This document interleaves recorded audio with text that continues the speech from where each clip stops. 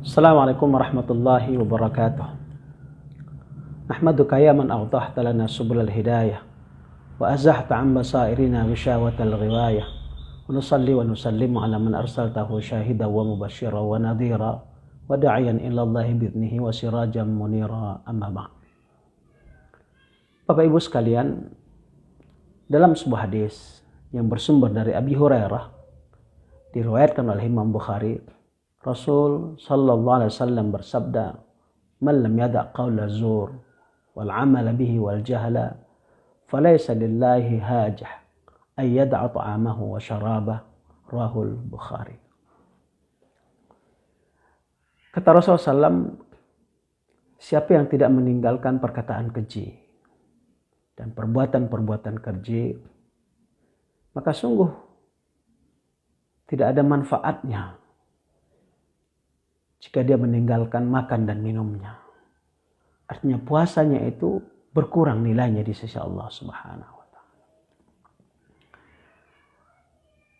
Ketika Allah meminta kita untuk tidak makan, untuk tidak minum, mulai dari terbit fajar sampai terbenam matahari, maka sesungguhnya tuntutannya bukan hanya itu.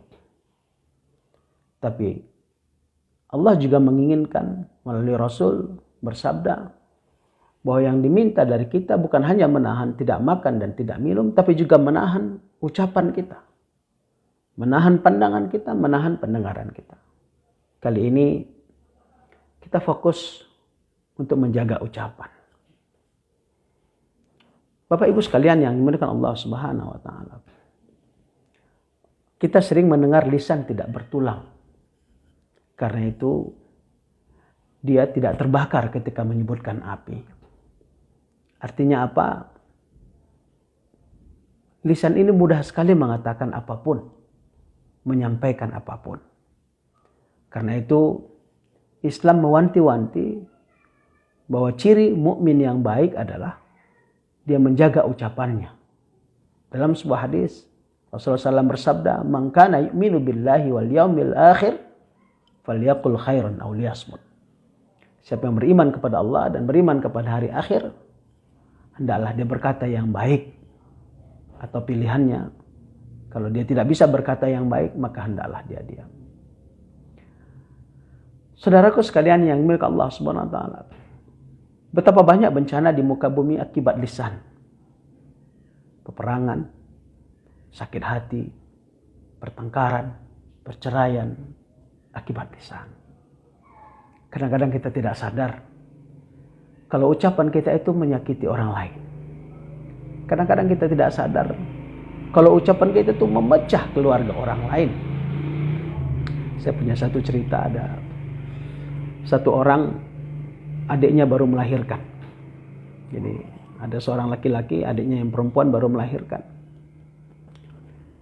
Pergilah dia kunjungan ke rumah adiknya itu. Sampai di rumah adiknya, dia cerita-cerita makan sebagainya. Keluarlah pertanyaan. Dia bilang sama adiknya, "Dek, apalah dikasih suamimu kalau kau sudah melahirkan begini? Apalah hadiah dari dia?" Kata si adik, "Tidak ada bang, tidak ada dikasih hadiah apa-apa." "Apa? Tidak ada dikasih hadiah apa-apa?" "Abang, kau tahu, kalau kakak kau tuh baru melahirkan, abang belikan gelang. Kalau tidak rantai. Pendeknya abang kasih hadiah. Karena abang tahu perjuangan seorang istri melahirkan itu bukan kerja yang mudah." Bapak Ibu sekalian, habis cerita itu, si abang pulang. Balik ke rumahnya. Tinggal si adiknya tadi yang di rumah yang baru melahirkan itu kepikir, iya pula ya. Masalah suamiku ini tidak ngasih apa-apa sama aku. Aku berjuang melahirkan anaknya antara hidup dan mati.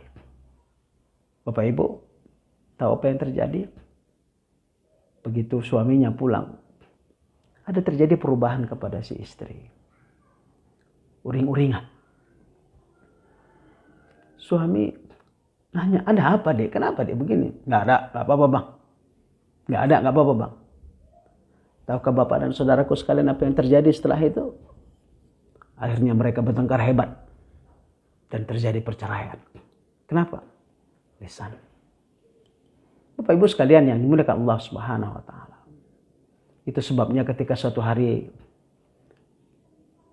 Luqmanul Hakim diminta oleh seorang raja untuk memberikan daging yang terbaik, disembelihnya seekor kambing, kemudian katanya kepada Luqman, berikanlah daging yang terbaik wahai Luqman.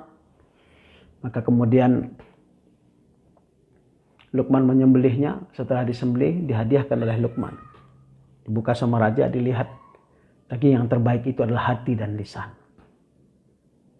Esoknya raja minta lagi kepada Luqman, Luqman sembelihlah dan berikan kepada saya daging yang terburuk.